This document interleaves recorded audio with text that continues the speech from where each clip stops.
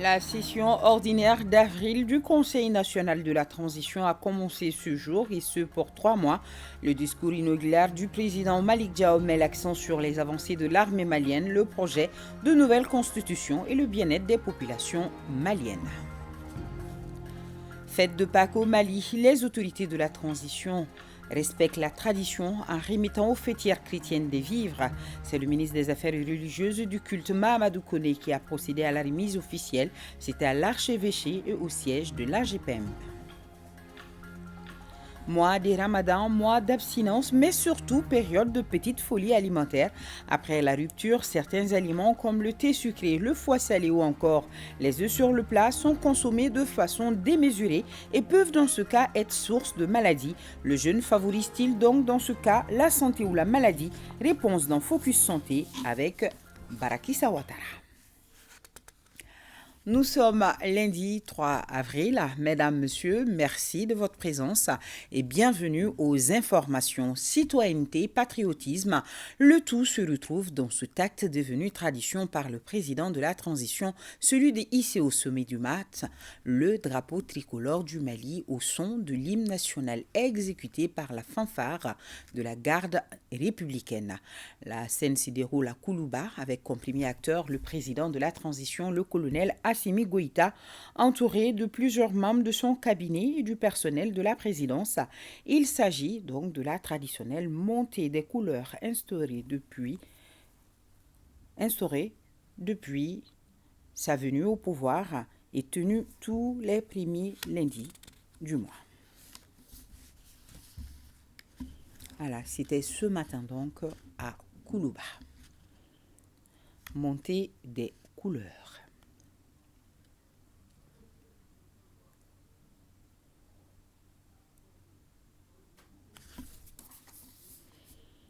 Montée des couleurs ce matin à Koulouba.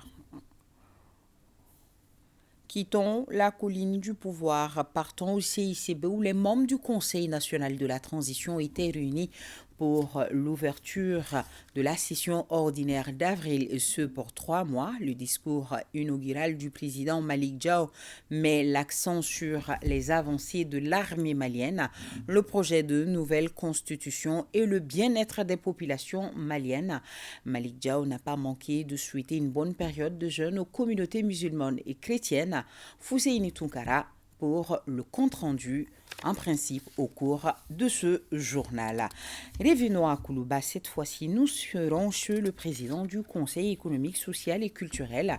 Yacouba Katili est désormais ambassadeur des bioénergies, une désignation faite par le ministère des Mines, de l'Énergie et de l'Eau à travers l'ANADEB, l'Agence nationale de développement des biocarburants. Le ministre des Mines, de l'Énergie et de l'Eau est venu remercier le nouvel ambassadeur des bioénergies pour avoir accepté d'assumer cette mission de sensibilisation et de mobilisation des fonds pour le développement de la bioénergie au profit des populations maliennes. Écoutons le ministre Lamine Seydou Traoré au micro de Bah Traoré. Nous sommes venus aujourd'hui en visite de courtoisie pour d'une part remercier le président pour avoir accepté notre choix de le désigner comme ambassadeur de la question des bioénergies au Mali à travers l'Agence nationale de développement des biocarburants, des bioénergies, mais aussi prendre contact avec lui et l'ensemble de son équipe par rapport justement à la feuille de route que nous avons établie dans le cadre de la promotion des bioénergies au Mali. Et nous repartons aujourd'hui très satisfaits de l'engagement vraiment du président et de toute son équipe d'accompagner le ministère des Mines, de l'Énergie et de l'Eau à travers l'Agence nationale de développement des bioénergies, de nous accompagner, de nous épauler, de nous aider surtout à sensibiliser les producteurs dans la culture de tout ce qui est produit de bioénergie. Traditionnelle conférence de presse de la direction de l'information et des relations publiques des armées. C'était ce lundi dans les locaux de la structure. Les échanges ont porté sur l'évolution des FAMA sur le théâtre des opérations avec la mise à disposition de vecteurs aériens par les autorités. Plus de détails avec Mamari Kone. Les opérations de sécurisation des personnes et de leurs biens se poursuivent sur l'ensemble du territoire national. Sur les théâtres d'opération, les forces armées et de sécurité continuent de traquer l'ennemi jusque dans son dernier retranchement. De l'exposé des responsables de la direction de l'information et des relations publiques des armées d'IRPA, il ressort que le bilan des opérations pendant le mois de mars est positif.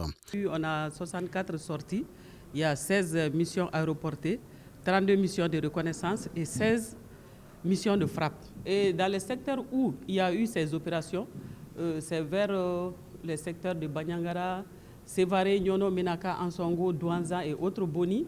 Et en plus, un peu dans le centre, les Mandiakui et autres Boura.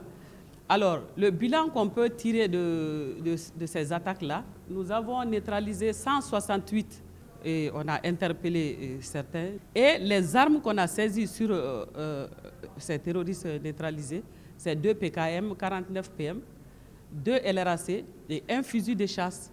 Et les véhicules saisis, c'est 19 véhicules légers qu'ils ont et 38 motos. Nous avons eu à détruire des EI. Nous avons eu à détruire 20 bases. Courant mars 2023, les forces armées et de sécurité ont fait donc une bonne moisson.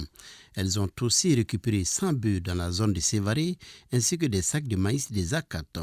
À côté de ces opérations militaires, les femmes ont mené des actions civilo-militaires pour soulager la souffrance des populations. Dans leur mission de sécurisation des populations, les femmes accordent une place de choix au respect des droits de l'homme. Nous respectons les droits de l'homme. C'est enseigné de la première, de la formation commune de base, qui est le CI, jusqu'à l'école de guerre au Mali. On parle de droits de l'homme. Le fait d'aider son prochain, quand il est en difficulté, ça existe au Mali. Donc, nous, on ne peut pas faire des exactions contre nos propres frères, nos propres sœurs et nos propres parents sur le terrain. Toujours dans le cadre de la sécurisation, des véhicules ont été escortés sur l'axe Gao-La-Bezanga. La DIRPA invite les organes de presse à jouer leur partition dans la sécurisation du pays en donnant la bonne information. Solidarité Ramadan, voyons ce soir le don de la Fondation pour la Solidarité et l'entreprise Nestlé aux veuves et orphelins des militaires à travers la direction du service social des armées. Le commentaire de Awa Adama Koulibaly avec les images de la DIRPA. Composé de riz, de mil, de sucre et de lait, ce don d'une valeur de plus de 26 millions de francs CFA vient de la Fondation pour la Solidarité et l'entreprise Nestlé. Pour les bénéficiaires, l'espoir de passer un bon ramadan est devenu une réalité. Je suis vraiment contente de cette aide. Nous remercions l'ensemble des services sociaux. Je suis très heureuse. Je les remercie qu'Allah les en récompense et leur prête longue vie. Pour le directeur du service social des armées, cette assistance est une suite d'actions sociales de la part des donateurs. Cette donation n'est pas une première déjà pour la Fondation pour la Solidarité. Elle est la suite de plusieurs activités sociales déjà réalisées à notre niveau par cette structure au profit des blessés de guerre, veuves et orphelins des militaires. La société a besoin de ces gestes concrets d'amour générés pour faire comprendre que la vie est sacrée. Le geste traduit l'engagement des donateurs à soutenir les FAMA dans leur mission régalienne. La Fondation pour la Solidarité a pour mission de contribuer à la mise en œuvre de la politique sociale en faveur des militaires et paramilitaires, de leurs familles et de leurs ayants droit dans les domaines de l'éducation, de la santé, du logement, de la reconversion et de tout autre secteur jugé nécessaire. L'occasion a été saisie par la direction du service social des armées pour lancer un vibrant appel à toutes les bonnes volontés, soucieuses des veuves, des orphelins et des blessés de guerre. Dans la même veine, continuons avec l'association Yelenkura, 30 tonnes de riz et 30 tonnes de sucre remis par ses soins à 5000 personnes sous la présidence du ministre délégué en charge de l'action humanitaire, nous dit Bemba Sipi.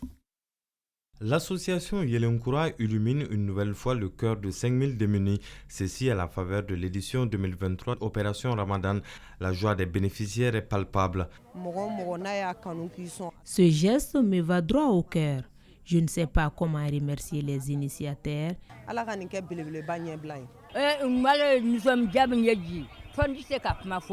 Merci, c'est le seul mot que je peux dire à l'endroit des donateurs. tant ce don va me soulager. Il a donc suffi d'un geste pour égayer autant de personnes, un geste de solidarité qui prend tout son sens en ce mois de Ramadan. Le mois de Ramadan est une période propice pour l'entraide et la solidarité. C'est pourquoi nous faisons cette opération chaque année. Cette année, le nombre de bénéficiaires a augmenté 5000 personnes. Mais avec les 30 tonnes de sucre et 30 tonnes de riz qu'on a distribués, chacun a pu avoir 6 kilos de chaque produit. Cette cérémonie de donation à l'endroit des veuves, des orphelins, des personnes vulnérables et autres couches, afin de leur permettre de bien accomplir leur devoir religieux qu'est le jeûne pendant ce mois béni de Ramadan. Le mois de Ramadan est un mois de grande spiritualité, mais aussi de partage, de l'entraide et surtout du renforcement des liens d'amitié, de parenté, surtout de fraternité. Aujourd'hui, au nom du président de la transition, son Excellence le colonel Assimi Goïta, qui a montré cette voie.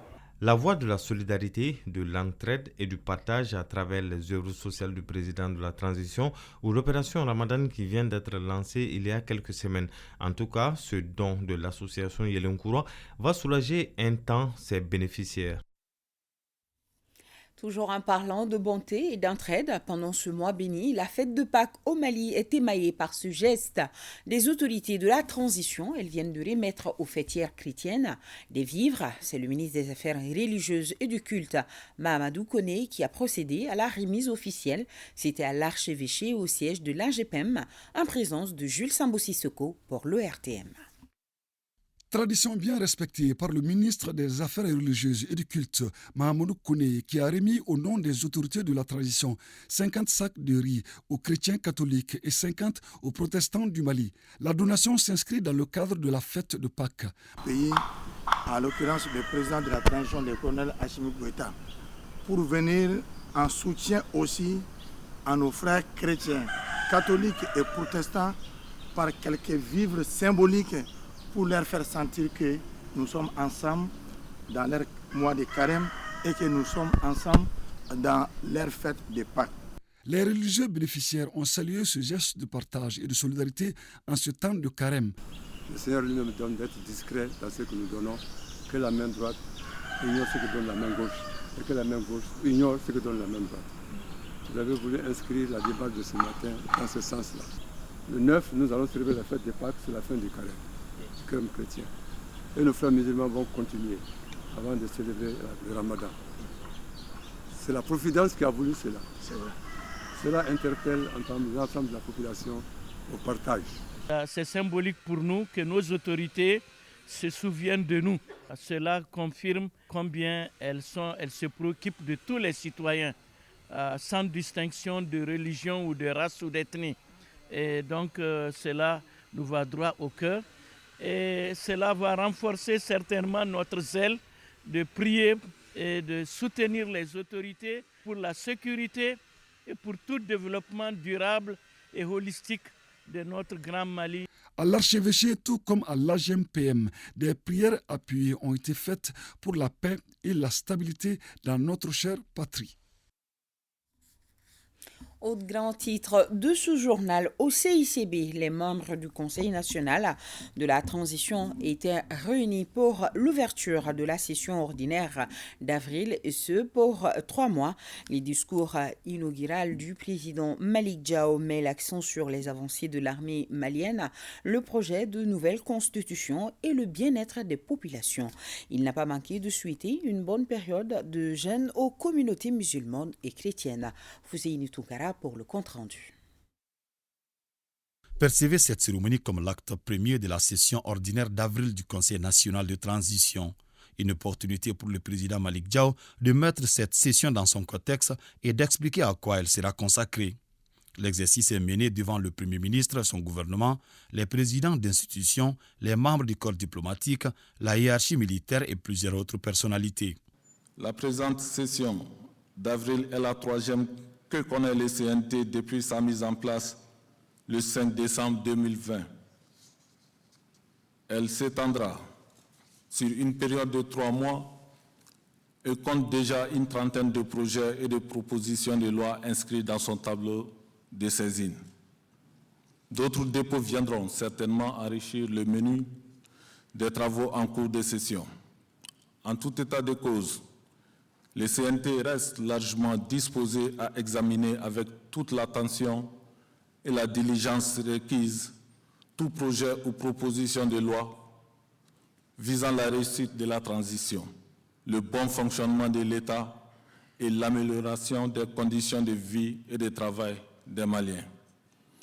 En plus, il est à retenir que diverses activités de contrôle de l'action gouvernementale, des missions de terrain, des commissions ainsi que des séances de renforcement des capacités feront partie de notre agenda parlementaire. Aujourd'hui, le projet de la nouvelle constitution est parmi les sujets qui sont objets de débat au Mali. Pour le président de l'organe législatif de la transition, la question est suivie avec intérêt au CNT. Nous avons suivi avec un intérêt singulier les travaux de la commission de finalisation du projet de constitution de la République du Mali, dont les résultats entérinés par le chef de l'État ont été déjà présentés aux forces vives de la nation, ainsi qu'aux autorités et légitimités traditionnelles. Après plusieurs tentatives antérieures de modification effectuées par les précédentes autorités, nous osons espérer fortement que celle-ci sera la bonne.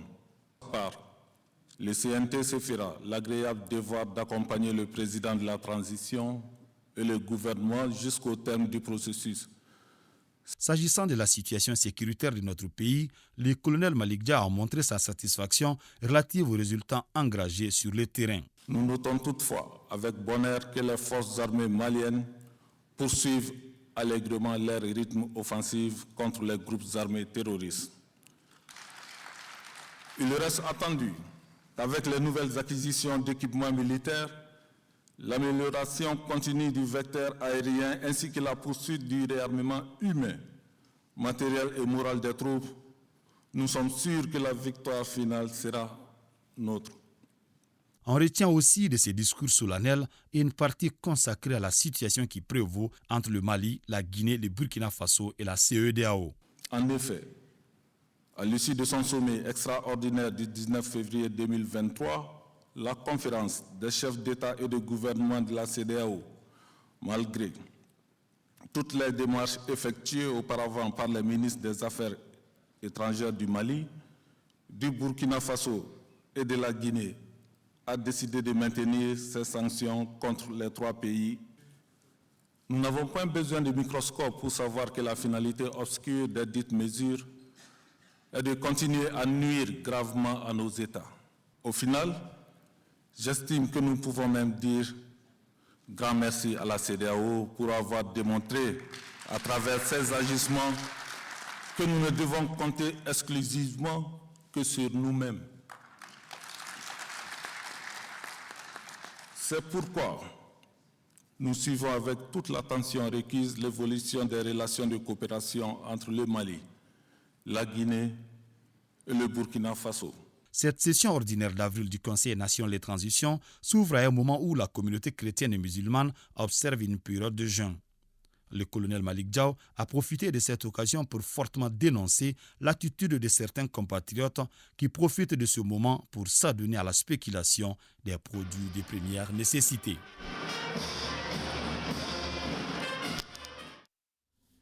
Voilà, la session qui dure donc 3 mois. Nous avons ce communiqué de presse du ministère de l'économie et des finances. L'État du Mali mobilise 120 milliards de francs CFA à travers l'emprunt obligataire par appel public à l'épargne État du Mali, 6,40% 2023-2030. Le ministre de l'économie et des finances informe le public de la clôture de l'emprunt obligataire par appel public à l'épargne État du Mali, 6,40% l'horizon 2023-2030. L'opération a été réalisée par la EJ Mali, arrangère et chef de file du syndicat de placement, avec comme co-chef de file Global Capital, EJ Togo et EJ Bénin. C'est un emprunt obligataire lancé le 15 mars 2023 sur le marché financier de l'UEMOA pour un montant de 120 milliards de francs CFA, un taux d'intérêt de 6,40% et une maturité de 7 ans a été clôturé le 31 mars 2023. La dite opération a permis au Trésor public de mobiliser la totalité du montant sollicité, soit un taux de souscription de 100%. Ce nouveau succès témoigne de la confiance des investisseurs à l'État du Mali, à son gouvernement et à la politique économique, financière et budgétaire des plus hautes autorités. Le ministre de l'Économie et des Finances remercie le syndicat de placement et l'ensemble des investisseurs nationaux et régionaux pour la confiance renouvelée et se réjouit de leur accompagnement pour le financement des projets structurants de développement économique et social du Mali dans un contexte de resserrement de la liquidité globale de la zone, a signé le ministre de l'Économie et des Finances, Alusseini Sanou. Cérémonie de remise d'attestation à 50 récipiendaires, toutes apprenantes du centre agroalimentaire de Sibi, envoyés spéciaux à Guibo Koulibaly, Karunga Konati. Selon un adage chinois, au lieu de donner du poisson à quelqu'un, apprenez-lui à pêcher. Le ministère de l'Entrepreneuriat national, de l'Emploi et de la formation professionnelle, le Centre agroalimentaire de Sibi et leur partenaire allemand, la Fondation Klaus Tira, ont fait leur cet adage en formant ces filles déscolarisées de 18 à 21 ans dans le domaine de la transformation agroalimentaire. D'où cette remise d'attestation en fin de formation de 6 mois. Ce jour n'est pas un jour comme les autres. C'est une journée dont nous nous souviendrons longtemps et à laquelle nous repenserons certainement avec nostalgie. Il marque en effet la fin d'une période de notre vie que nous avons eu la chance de partager, mais également le premier jour d'une grande aventure. Si les 50 filles, dont 8 orphelines des militaires, ont bénéficié et la prise en charge a été totale pendant les 6 mois de leur formation par les centres, elles ont toutes également bénéficié au cours de la formation des tests de dépistage du col de l'utérus. Par ces actes de bienfaisance, qu'il me soit permis ici d'adresser mes sincères gratitudes au coordinateur national du Centre de transformation agroalimentaire de Sibi et à tout son personnel. Pour le ministre en charge de la formation professionnelle, cette troisième cohorte des apprenantes qui s'achève lui donne l'occasion de se retrouver avec les récipiendaires avec enthousiasme pour leur manifester le soutien des autorités de la transition. C'est un sentiment très fort parce que c'est le couronnement de 6 mois de travail de jeunes filles ici dans le centre, formation en transformation agroalimentaire qui va assurer à ces jeunes filles la possibilité de créer des activités génératrices de revenus pour elles ou d'être embauchées, donc renforcer leur employabilité. Et comme vous le savez, notre département travaille à créer les conditions, les meilleures opportunités de travail, d'emploi pour les jeunes filles et les jeunes garçons. Le ministre Doumbia s'est dit persuadé que cette formation est un moyen important d'accroître l'employabilité des jeunes filles dans la vie sociale. Parlons à présent de cette belle initiative qui fera certainement sourire nos autorités juste au lendemain du Forum économique. En termes d'investissement, c'est ce qu'on appelle un pari gagné. Téné Assegou Ousmane Dao, un enfant de la région, pose la première pierre de la nouvelle unité industrielle de traitement, de conditionnement d'eau, de forage et de production de boissons. Coût de réalisation, 700 millions de francs CFA. L'infrastructure verra en principe le jour en juillet prochain dans la cité des Balanzans, nous précise Jacqueline Daoko et Bassi Traoré, nos correspondants sur place. Société de brasserie Balanzan SBB, c'est le nom de la nouvelle industrie de production d'eau et de boissons. L'unité sera bâtie sur 1 demi-hectare dans la commune rurale de Sébougou. Le coût de réalisation s'élève à plus de 700 millions de francs CFA. L'objectif principal, c'est l'eau. Après, c'est la boisson. Bon, la capacité de l'usine, c'est environ 8000 bouteilles par heure. Bon, pour la boisson, c'est 300 bouteilles par heure. Bon, on va faire le dire d'abord. Ça va créer l'emploi qui va diminuer le chômage. L'ouverture de cette usine dans notre commune est une vraie aubaine pour nous. Ça va contribuer à améliorer l'accès à l'eau potable pour notre santé et à réduire considérablement le taux de chômage dans la région. Dans les perspectives, la nouvelle usine va créer plus de 200 emplois. Pour sa part, le président de la Chambre du commerce et d'industrie du Mali par intérim appelle les opérateurs économiques à s'inspirer de cet investissement local. Je suis très content de l'ouverture d'une nouvelle usine à Ségou, une initiative salvatrice qui contribue à l'essor économique du pays. Ça permet aussi de réduire les importations, de diversifier les offres et de créer plus d'emplois. Cette unité industrielle vient renforcer les autorités de la transition dans la quête de la souveraineté. La toute nouvelle usine de brasserie Balanza ouvrira les portes dans 4 mois selon le promoteur. Rendez-vous en juillet. L'ONG Femmes et Développement lance le projet d'appui au renforcement de la stabilité dans la région de Mopti. Sur financement du Royaume-Uni, Al-Ghafia 2 va coûter 260 millions de francs CFA. Idrissa Keïta. La stabilisation des zones du centre et du nord à travers le renforcement du leadership féminin dans les mécanismes de paix et le renforcement de la collaboration intergénérationnelle, c'est l'objectif du projet d'appui au renforcement de la stabilité dans la région de Mopti, Al-Ghafia 2, qui vient d'être lancé à Mopti. Le projet couvre la région de Gao et les communes de Sio, Sokura et Kona, ainsi que le cercle de Djéné dans la région de Mopti pour une durée de 12 mois. Le coût du dit projet est estimé à 260 millions de francs CFA. C'est un projet qui s'adresse principalement aux femmes et aux jeunes. L'objectif est de ramener la paix et la stabilité dans le centre du Mali. Favoriser l'implication des femmes dans la résolution des conflits. Dans sa mise en œuvre, ce projet va mener plusieurs activités, dont l'appui à l'insertion socio-économique des femmes et des jeunes. Le renforcement des capacités sur le VR, la gestion d'entreprises, la gestion des conflits, des campagnes d'information et de sensibilisation sur la cohésion sociale, la paix, la tolérance. Nous appuierons 2040 bénéficiaires à travers le financement d'activités génératrices de revenus.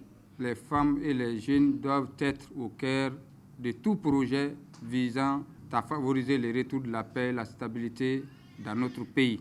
Pendant très longtemps, ils ont été insuffisamment impliqués dans la gestion des conflits, mais aujourd'hui, force est de constater que leur implication est indispensable. Mis en œuvre par l'ONG Femmes et Développement FEDE, le projet Al-Ghafia 2 est financé par le Royaume-Uni.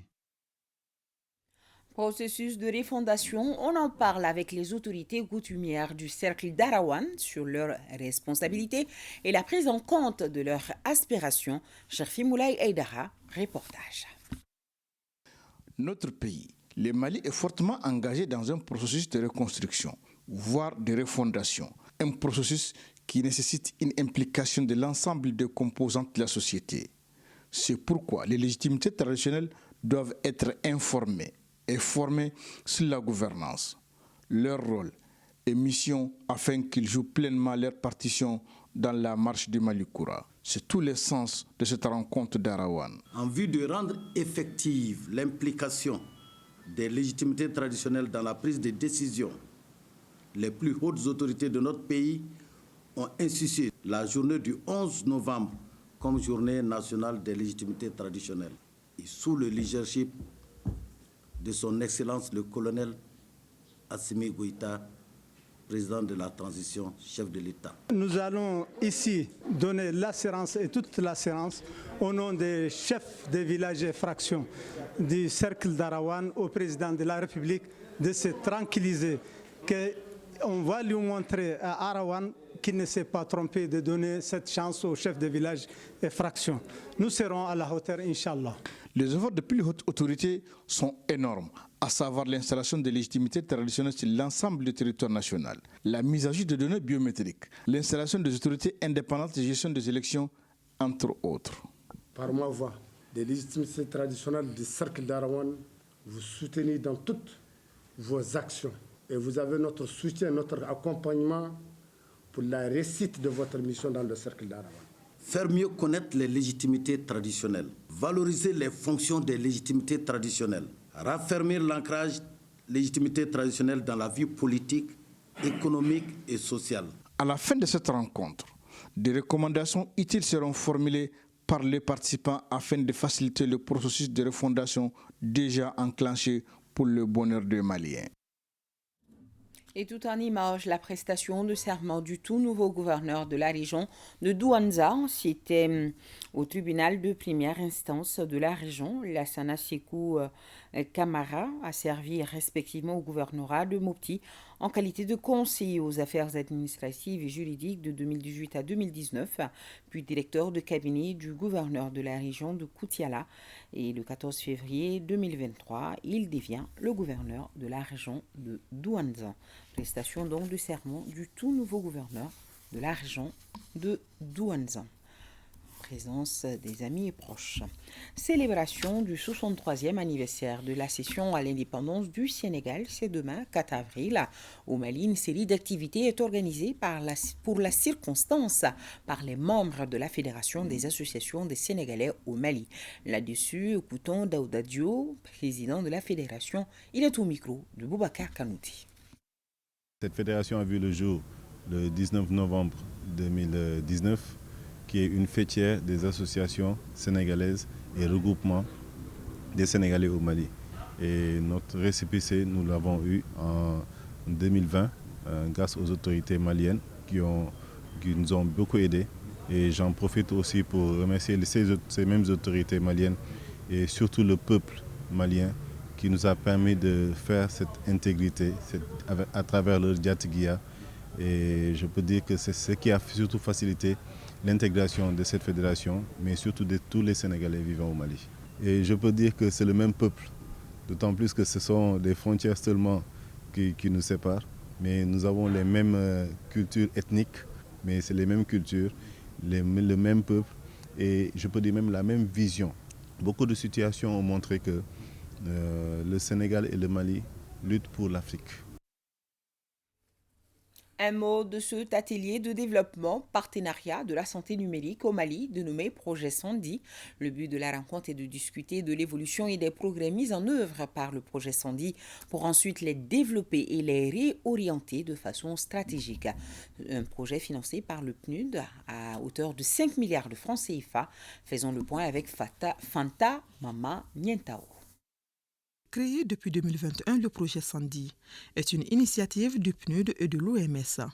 Le dit projet a permis d'accroître l'accès à l'énergie solaire et aux solutions de santé numérique dans les centres de santé communautaires.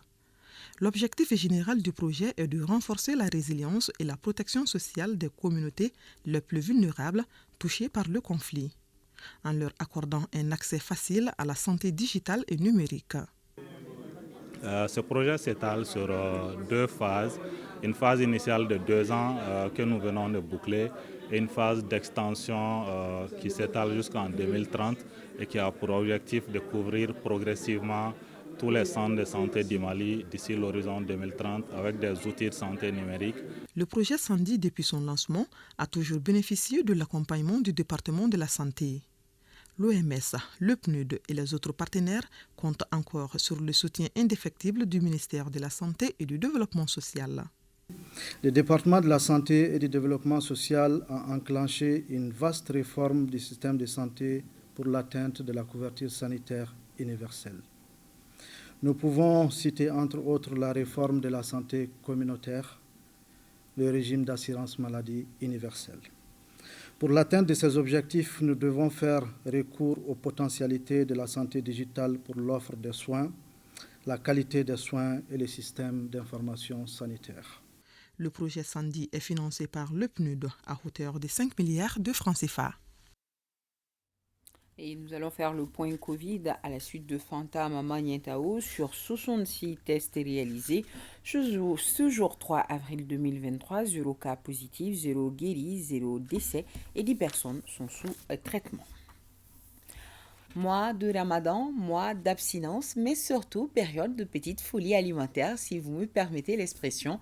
Je m'explique. Après la rupture, certains aliments comme le thé sucré, le foie salé ou encore les œufs sur le plat sont consommés de façon démesurée et peuvent dans ce cas être source de maladies. Question, le jeûne favorise-t-il donc dans ce cas la santé ou la maladie? Réponse avec Barakissa Ouattara et Idrissa Traoré. Le mois de Ramadan est la période pendant laquelle la consommation des produits de première nécessité augmente. La preuve, à chaque veille de Ramadan, le gouvernement se rassure que les marchés sont bien ravitaillés afin d'éviter toute rupture de stock. Le sucre, le sel, l'huile et les dattes sont les plus consommés. Certaines familles doublent, voire triplent leur consommation durant cette période. La famille Keïta à Djikoronipara ne fait pas exception. D'habitude, nous consommons un demi-kilo de sucre chaque matin pour la bouillie, pour le petit déjeuner. Mais présentement, nous allons jusqu'au-delà, parce que nous allons jusqu'à 2 kilos.